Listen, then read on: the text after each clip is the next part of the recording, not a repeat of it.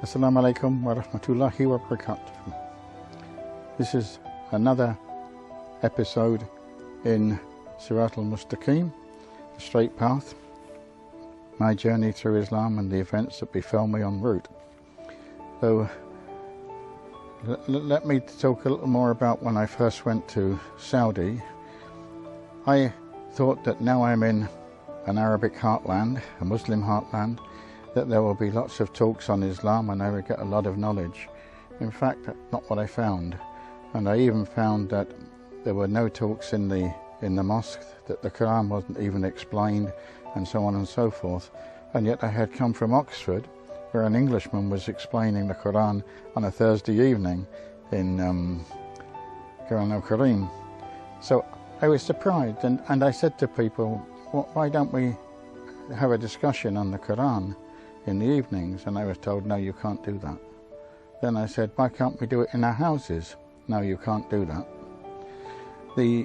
I think this got through to some committee members who were responsible for these things on campus, and they started a series of lectures on Islam, and people came to them, but after 2 years or so, no one had embraced Islam, that they thought it wasn't going anywhere, so they stopped them. So again I suggested, why don't we meet in someone's house and discuss the Quran? And we actually agreed that we would do this, but every 2 weeks. So we set it up for 1 week and we all turned up in a brother's house, and no one else came, except an Englishman who was a revert, but with nothing to do with this program. He just happened to be visiting the owner of the house. So that was a disaster. But we said, well, we've done the groundwork, so we'll continue next week. And the next week we had about 16 people. And for the next 8 or 9 years or so, we had something like 16 to 22 people on a Thursday evening. And we would only do 3 ayahs in the Quran. And in those, 8, 9 years, 10 years, we actually covered almost half of the Quran in the explanation.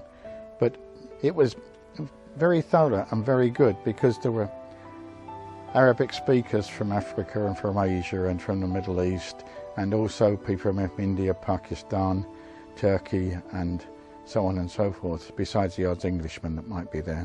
So actually we got a very good understanding out of it. And in my own case, I'm self-taught in trying to read the Quran, and we used to read the ayah, the 3 ayahs that we started with, 1 ayah at a time, and just go around the group one by one, just reading 1 ayah.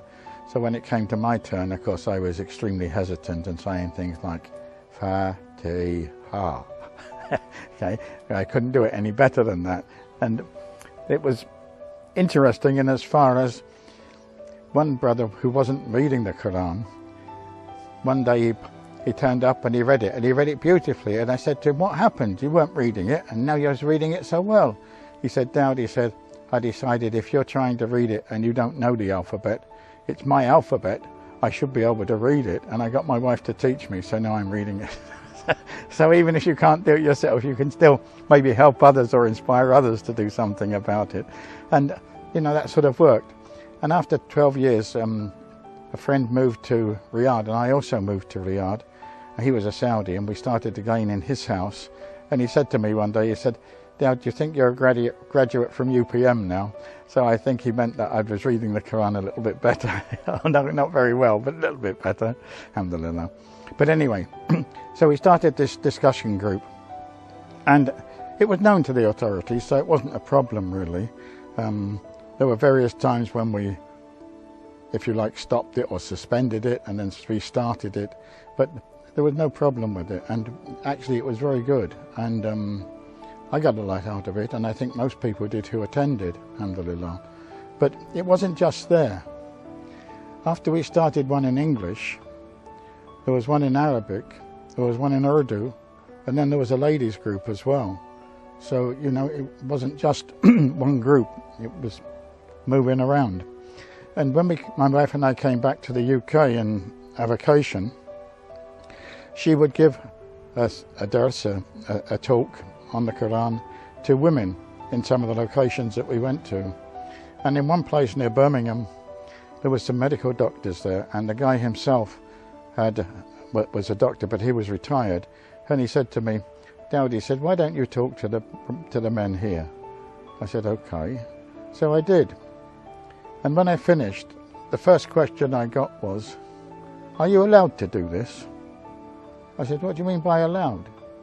I said, all I'm doing is reading the Quran and telling you my understanding of it. If you know better than me, you should be correcting me and explaining it to everyone else too. Okay? Why can't I do that? How do we learn? Oh, he said, all right. So that went quiet and we carried on. And then the host said to me, Daud, he said, I've forgotten how to pray. I've been away from Islam so long. Can you help me? I can teach you to pray. And I can help you to memorize at least the 4 Quls and the Fatiha. So we did this, and then he asked what else he should learn, so I told him, and then he asked me what books he should read, so I told him. And for 3 years, he was doing okay. He was praying all 5 times prayers. And then his wife told us that one day she came down in the morning, and she found him toppled over.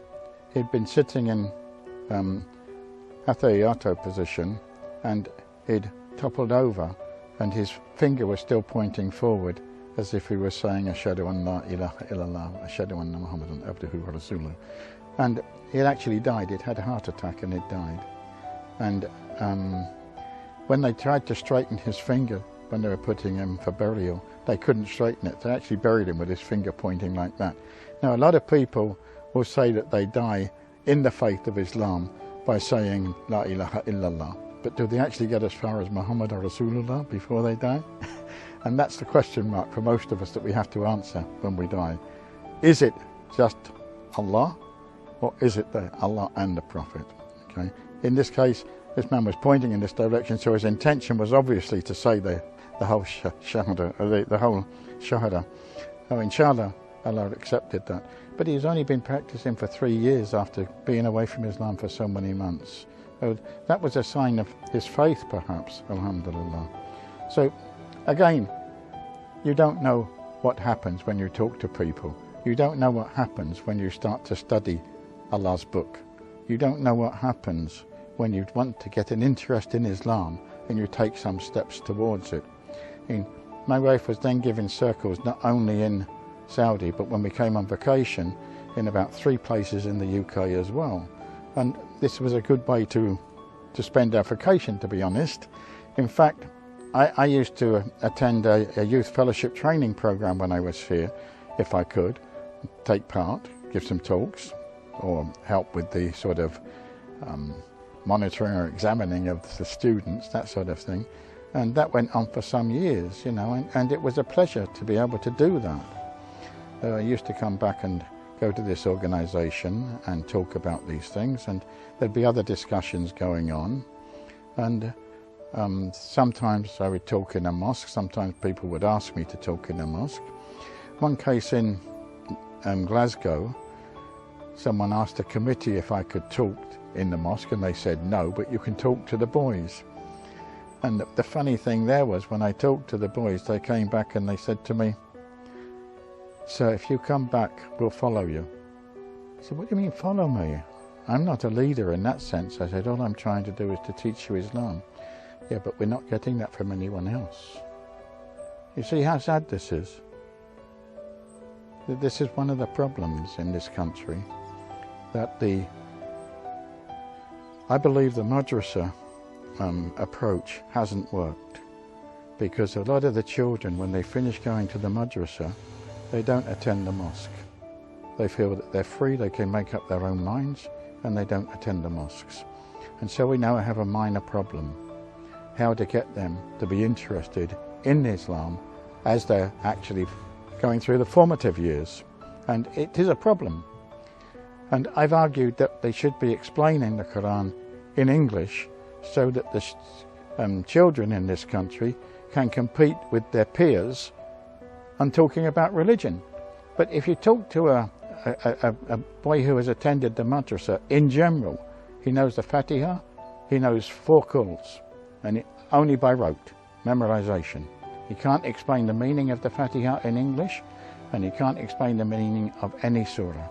how can he discuss his religion with other boys who are talking about atheism or whatever else it may be if they don't know this? Now, there are changes, but it's very slow and it's not fast enough, basically, because if they can't stand up for their religion in school, how will they ever stand up for their religion? Now, along those lines, I'll talk about something else in comparison with that in the next part, inshallah.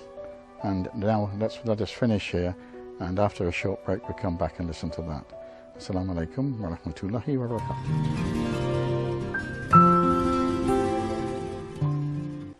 Assalamu alaikum wa rahmatullahi wa barakatuh.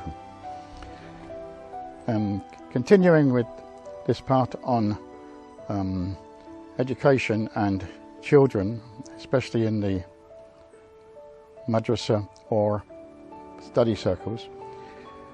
A brother in a hospital in Riyadh phoned me and said that could I recommend someone to teach some boys in this hospital, and I said, well, I don't like to recommend anyone for something I don't know anything about, so can I come along and see it for myself first? And he said yes. He said, but we thought you'd be too busy, that's why we didn't ask for you. I said okay.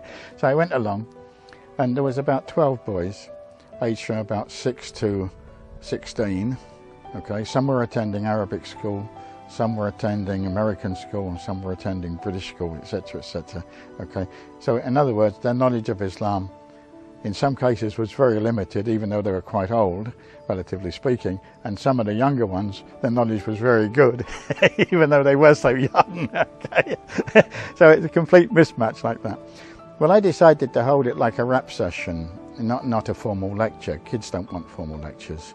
So I sat down with them on the floor and I said to them, tell me about what you understand by La ilaha illallah Muhammadur Rasulullah, for instance. Okay, and they go all around the room. What do you understand by it? Some of them are a bit hesitant to talk to start with, but gradually they got to understand me and appreciate what I was trying to do with them. And then they would start talking and they would open up. And then when they finished, I would give a summary of what they had said and then correct what I thought was the misapprehensions or the misunderstandings. Okay? And that seemed to go down quite well, and they liked it, and they asked me to come back, and I said I would. And so we continued this as a real basis of trying to give them some form of basic understanding of Islam.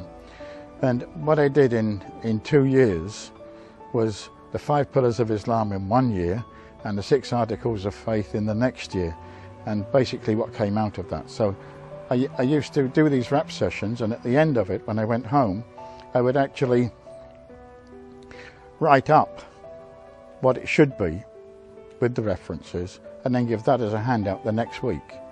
But I found if I gave the handout before we started talking, they wouldn't have any ideas of their own, and they'd just be feeding off what I'd given them on the handout. So I didn't do that. I wanted to give the handout afterwards and get their own ideas first. And that encouraged them to talk, and encouraged the ones who knew to actually talk about what they knew. And the ones who didn't know, well, they couldn't say much anyway. But anyway, alhamdulillah, it worked, and that was a good thing. And they were quite, they were very consistent in attending. Some even brought their friends if I had visitors at the weekend. And the next thing I did was I said to them, I want one of you to call the azan, and I want another one to lead. And it's going to rotate through the whole class. So you might have a 6-year-old actually leading the prayer. Okay? And when their fathers turned up to pick them up, it was Maghrib time, they were quite surprised to find this little lad in the front leading the prayer. And the boys used to say to me, we like these classes, you let us do things that no one else would let us do. And my attitude was if they could stand up for Islam in a group their own age, they'd be likely to stand up in the school or college or whatever they went back to in the West, because that was the whole idea. They have to learn to stand up for Islam. And that's what I was trying to teach them. And then I started a senior class, which included girls who were leaving the kingdom, and to prepare them for when they were going back to the West. Okay? And that was as much as I could do in the 3 years that I actually was there at that time. Then I moved from that area to Riyadh. But alhamdulillah, it worked. And the sort of feedback I got back was that one boy that wasn't too religious said, I went back to the States, and when it came time for Ramadan, I was asked to talk on Ramadan to the class, and I only fasted about 10 or a few more days in Ramadan that year. He said, but I made the intention next year I'll fast every day, okay? Because he spoke to the class on it and he realised what the benefits were. So these were the sort of things that came out of it, you know. In that sense, it was good, alhamdulillah. And they liked it, and I actually started a library because I thought they should have access to books, videos and tapes, audio cassettes. And I also got a series of videos from Islam Vision. I forget what the names of these videos are now, but I got about 12 of them for these boys so that they could borrow them and put them on and watch them instead of some of the rubbish that was going on. But the fathers liked it, and at one time I said I want to meet the fathers because I want their feedback for what they think is happening, and also they can give me ideas. So they came and we had this sort of round circle, and the first guy said, when it was mentioned to me, I didn't know what the value would be. I didn't think you'd get much out of it, but I thought, well, let's try it. He said, but I'm surprised, he said, my boy has changed. He comes to the mosque with me. Every prayer I go to the mosque if he's home, you know, which was unusual. Another one, his father said, he used to set the alarm clock for Fajr, and I didn't want him getting up for Fajr because he wouldn't sleep too well, and I thought he might not study very well during the day. So I used to go in and reset the alarm when he'd gone to sleep. But the boy had told me that he knew his father did that, and he used to reset it again after his father had gone out. And he used to put a pillow in the bed, and he used to pray behind the curtain so that his father wouldn't see him. And then the father turned around and he said, but I realised I wasn't stopping him, and he was still praying. And so when he was doing this, I said, well, I'll let him go and see how he does. And he said, I'm surprised, he said, it hasn't affected his studies at all, and he's praying Fajr as well as the other prayers, you know. So, I mean, this was a big plus, because now the fathers were on my side, okay? And my approach wasn't quite standard, certainly not the madrasa approach, okay?